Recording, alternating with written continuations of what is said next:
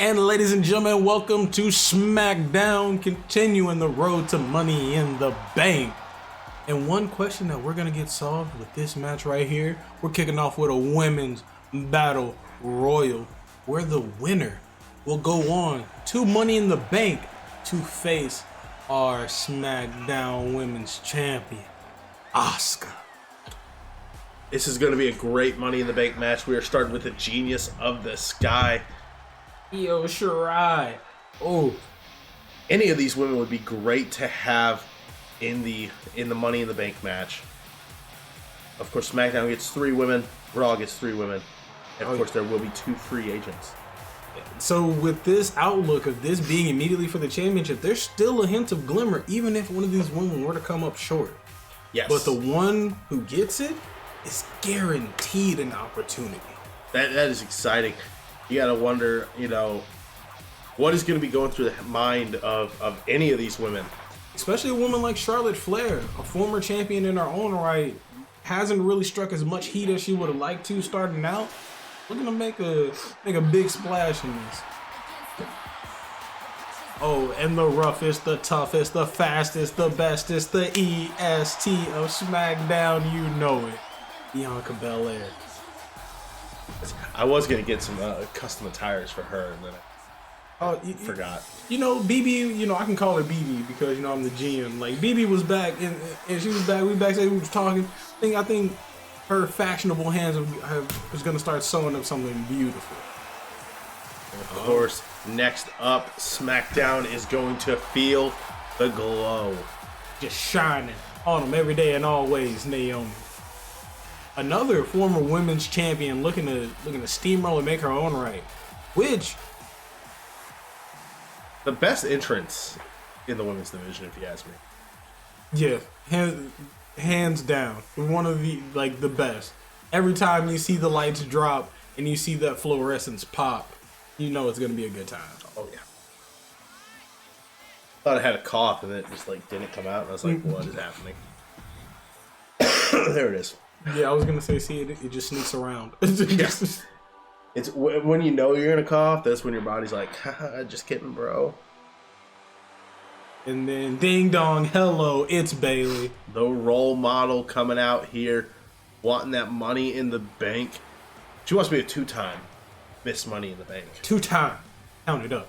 But then also another woman who hasn't had the strongest string of luck here recently. So another one looking to basically make a statement with this match. Her fellow horsewoman in the match as well, in Charlotte Flair. Yeah. Is she the only one in this match that has won Miss Money in the Bank so far? Yes. But, and of course, Raquel Rodriguez here. The backbone of SmackDown, Rodriguez Gonzalez, we keep it tight. We keep it OG. She's Gonzalez for us, but RG, double R's. Raquel is somebody I'll keep my eye close on in this match. That power is a huge defining factor. And I think, as we've seen, the only woman in this match that could potentially match her power for power is Charlotte, and that's by a thin margin. They had a great match last week on SmackDown, too. Exactly, so there's a lot of beef to be thrown around. I wonder if that's why they changed her name, was for the alliteration. RR. You gotta roll those R's. She's really Well, you got Bianca Belair. Yeah, BB. There you go. Be a BB, be cool. I'm trying to think if there's any other alliterations, but I don't know. I think they're the only ones. Wait, no? Rhea Ripley. Rhea Ripley. Karrion Kross when he was. Ruby Riott when she was here. Wow, so there have been a lot. Yeah, dude, I tell you, alliteration is just easier to remember. That's why Marvel does it with all their heroes, like Matt Murdock, Peter Parker. Okay, it makes a little bit more. Clark Kent. Honestly, we're into one of those moments where it's just the fact that he can just throw on sunglasses and like a Mr. Potato hat is just like, I have no clue. Listen, I'm just saying, the glasses change his appearance to other people. No, that's just one of his alien powers they never talked about in the comics. Is that he... Well, they do 100% talk about it in the comics. His glasses actually change his appearance to other people. That and his demeanor. If you watch the Christopher Reeves movies, like the old ones, when he takes the glasses off, he straightens up, and he looks like a different person. Dude, I think those movies are great. I could talk about superhero movies I could talk about movies in general for hours. I'd have to go back and look at it because I know last time looking at the Adam West, like the old school Adam West Batman. They're so campy and cheesy, but they're just fun to watch at a certain moment. Oh yeah. I think sometimes certain superheroes are at their best. I don't think that's the best version of Batman. I think the Dark Knight's probably the best version. I think the current one's super good too, the Pattinson. Oh, Raquel's got Io on that rope though. Oh, look for that big boot. She's ducking it out. Did we just see? I think Naomi just hit the Afterglow combo, but Bianca just like no-sold it. Bianca. Speaking of power, how could I discredit the strongest when talking about power? That was a Kevin Dunn-esque camera cutting away from the moonsault there for a cutting suplex. Away the back and forth. Look at Bayley preening to the crowd. Now Naomi. Ooh, Russian leg sweep. Oh. Io is out. Io gets clipped by Raquel. That's one elimination for the backbone. Wow. Oh, just kicked her right in the face. Naomi kicks to the face, trying to light up Raquel. Got Raquel filling the glow. Raquel. Oh, Bianca Belair tried to spear Charlotte off the rope. Charlotte too quick for it. So how'd you feel about Raquel coming back for that to win the tag titles with Dakota, just to lose them the next week? Oh, I feel like the same way Stan did when he got sweet chin music by Shawn Michaels. It was like, I just came here for... why? He's like, I just came here for a good time. And I just came here to get the things done. I think it was weird to have her come back and help Dakota, because, like, didn't they have, like, a pretty good feud? Like, not that long ago. They had a pretty good feud that kind of finished off in Dakota... Like, they revisited, I think, only because they didn't have enough women to fill out, like, the tag team. Well, who else was Toxic Attraction going to lose to? Oh, Naomi's out. A second elimination for the backbone. Putting on a clinic here. Oh, now we're down to Bayley, Charlotte, Raquel, and Bianca. See, we got your first pick and your last pick here. Oh, man. Charlotte with some elbows to the rib of Raquel. Oh, look for the big slap. Oh, now Charlotte's got Raquel up on those shoulders. Oh, flapjack. And this is...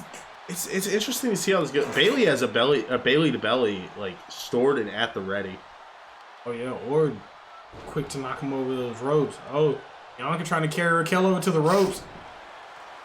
I was out of it. So have you seen the Reddit like joke that Sonya Deville's just racist because she keeps feuding with all the black girls? I saw one of the ones is like Sonya Deville has attacked more black women than high blood pressure, and I was just like, my God. And I was like, geez. I feel like this is gonna be the feud though that gets her to be like fired though, like as holy like shit. I feel like this is gonna be the feud though that gets her fired as like an authority figure, and we see her full time back. She needs to be full time back because I'm tired of heel authority figures. I don't think it's an interesting. I think it's fine occasionally, but WWE has overdone it so much. Like that's all they've had for years, like decades since Vince. Bianca Belair just flipped out by Bayley using her finisher for it too. Oh, backpack stunner by Charlotte. Bayley goes back to the corner to gloat. Oh, but Charlotte's coming around. I thought she was gonna knock her over. That would have been great. I'm surprised that's not an animation in the game. Should be. Especially since you can hip check if they're like on the ropes like that. Oh, I definitely need to be. Oh. Bayley. Charlotte's gone. That hip check, like we said. Oh, Raquel was trying to boot Bayley over now. Bayley exploded. Oh. Imagine right over. Oh, now we're down to Bayley and Raquel. Bayley to belly. Runs. Does she have a different finisher than the Bayley to belly? Yeah, it's the Rose Plant. I don't think I really. It's like what Dean Ambrose used to do for his like front face lock. Oh, the Dirty Deeds. Yeah. Such a bad move. Like it wasn't good when Ambrose did it either.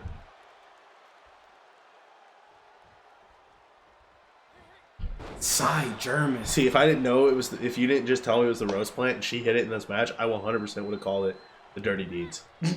Oh, Raquel! Just over the top rope, and it is Bayley. I told you she was looking for her streak of fire and has just caught it here. Bayley now going on to face Asuka for that women's title at Money in the Bank. Wow. That was a huge match. Listen, Raquel did great. Raquel, 2 whole eliminations. But 2 and 2 between Bayley and Raquel. Yeah. I'm about to say, because Bayley got Charlotte, and I think Charlotte got the other elimination in the match. Bayley got Bianca with the exploder, then got Charlotte. So she got 3? No, because Bayley got 3 because Bayley got Raquel, Charlotte, and with the match she did get 3, so most eliminations in the match too. And welcome, ladies and gentlemen, we got this second match kicking off here. We got our debuting tag team, La Lucha Bros, headed up against some local competitions. The Lucha Bros have been talking hardy and talking heavy to the Usos, letting them know that you guys might have been the best tag team in WWE for a while, but we got a news flash for you. We're here now. Without a doubt, I'm excited to see how this goes. Introducing our first local talent. We got Will Davis. I think he was the champion back in Liechtenstein. I think he's world traveled a little bit, but local here where we are, and I feel courage in this young man. To step up to the blue brand and take an opportunity at a team like the Lucha Bros, especially looking like that. We accept all people of all kinds here at SmackDown. Yeah, I gotta put the cowboy hat on, channel my not JR but my heel persona. JBL. Look at this Look at this guy. Look at this guy. Coming out here, we're repping Bullet Club. We saw Jay White. Bullet Club's not a thing. He might be looking to bring an American Bullet style, like Bullet Club style faction to the team. Also, isn't we the ones, the Usos? We the ones, that's just the bloodline in general. He's a man trying to muster his strength here. He's trying to say Bullet Club are the ones. He might be throwing shade at like the Usos. He does have some great tattoos. He's got a very you look at his back. He's got the Japanese style of tattoo there. Definitely a couple 10-hour sessions on those tattoos. Let's hope those tattoos back up his in-ring skill. Of course, they will be taking on the Lucha Bros, Rey Fenix, Penta. Listen, Penta 0. If we get a better version of the Lucha Bros on Community Creations, I will download them instantly. These ones they're not bad by any means, but they don't feel right, They don't. They got to get that Smackdown swag to them. Oh, look at David showing some moves.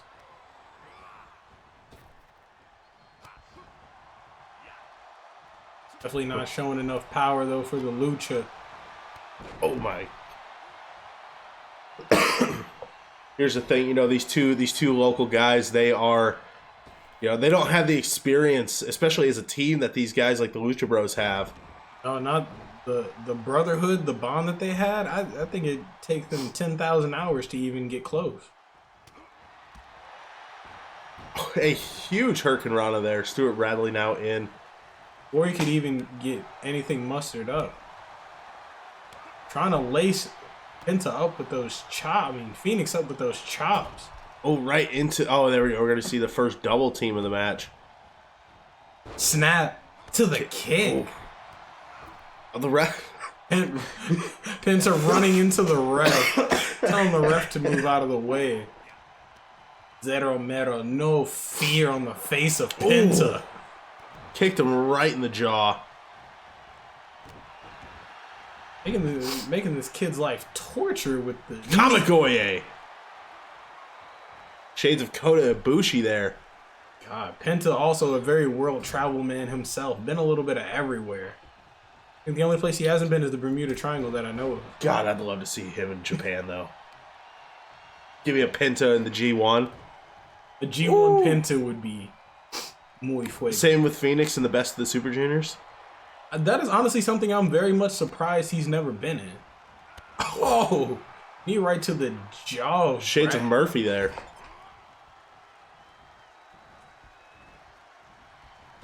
We're going for the ripcord elbow. A beautiful discus elbow there by Penta. Another double team. Oh, right to the ribs.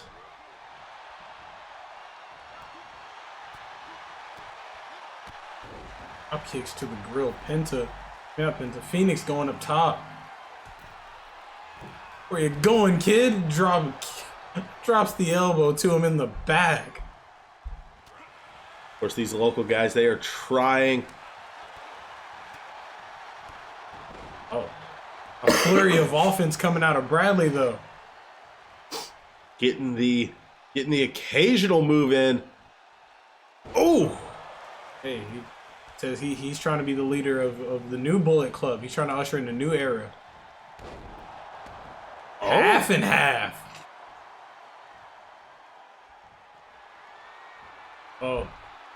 Sister Abigail? Signaling twist. Kicking out at 1. Not even a 2 count.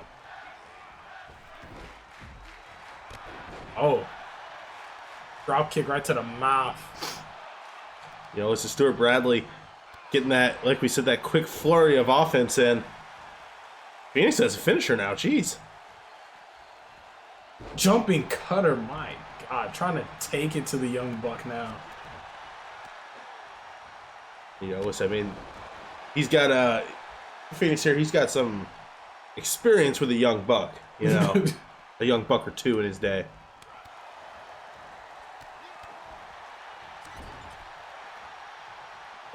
That was weird. To the back. Oh! One Wing Angel? Oh. From the rope. Or what is it that Damo called it? The Ulster Plantation, I think? Oh, sit out. Oh. Pile driver.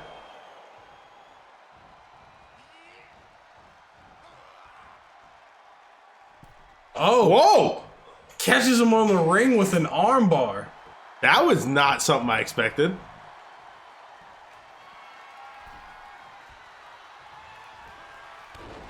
Oh, elbow drop from the top, repaying him a little favor.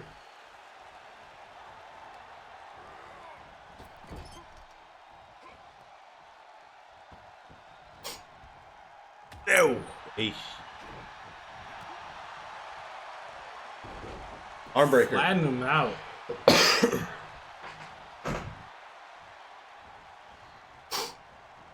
You got to think this Phoenix is gonna want to get to Penta. These two local guys showing that they can get together well. They're trying to prove something to this GM. Lucky 13? No, what? Oh, surfboard stretch. Oh, curb stomp.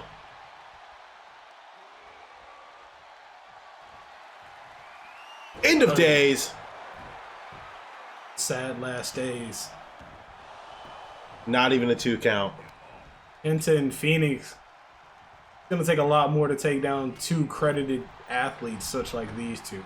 And look at Penta throwing Bradley out on the side, doing the dirty work. Oh.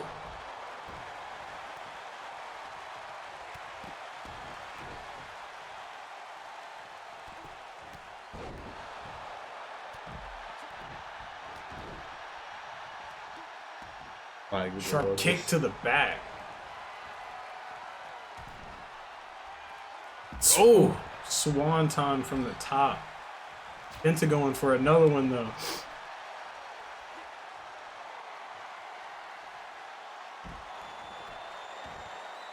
Sit out. Oh, pile driver.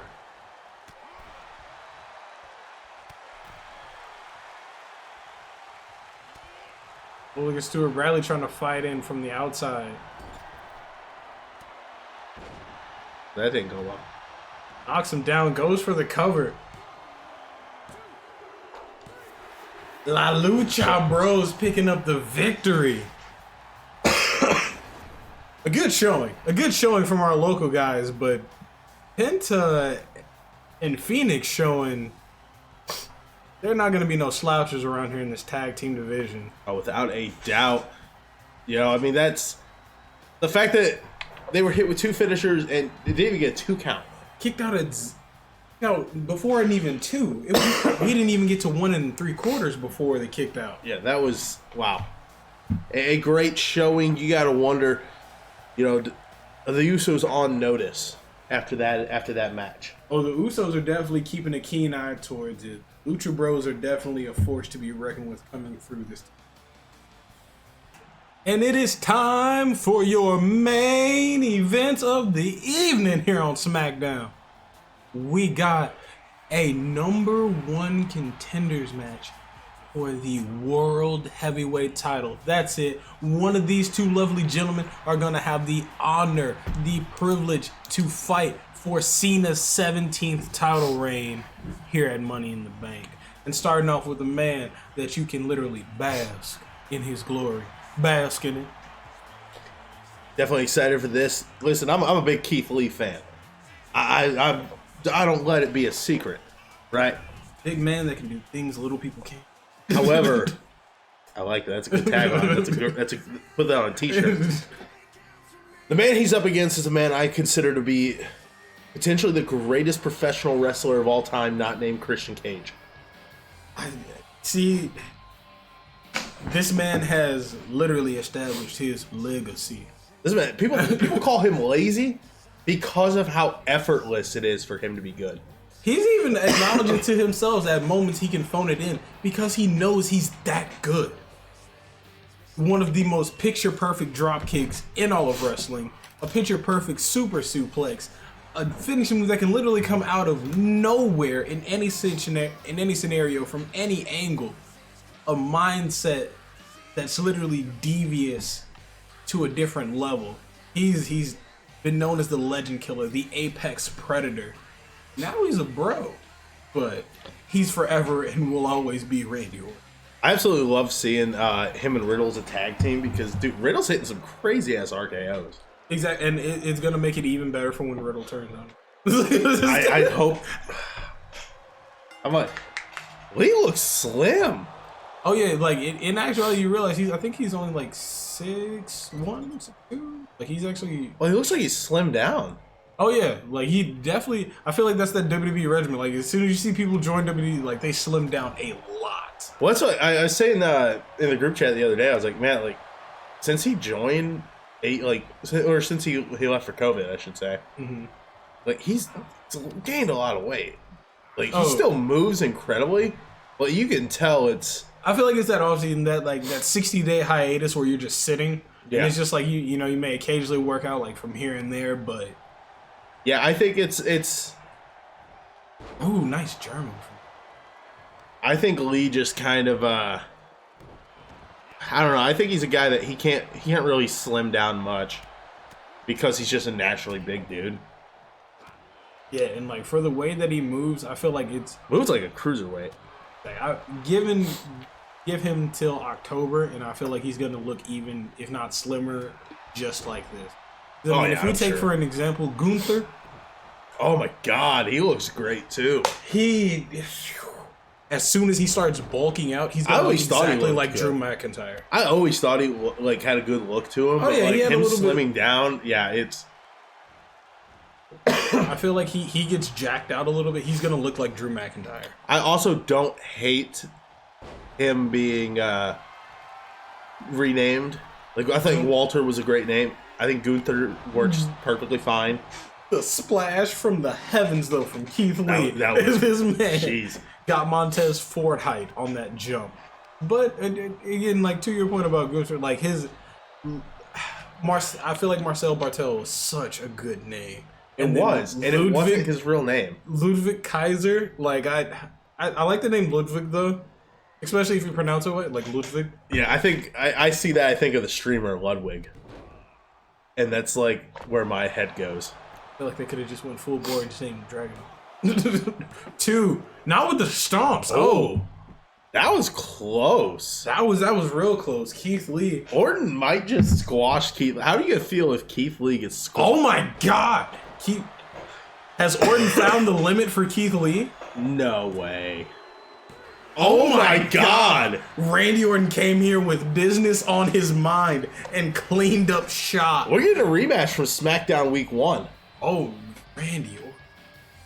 My God. These stomps with devious intent. I can't believe we're getting an episode 2 rematch at Money in the Bank. John Cena versus Randy Orton.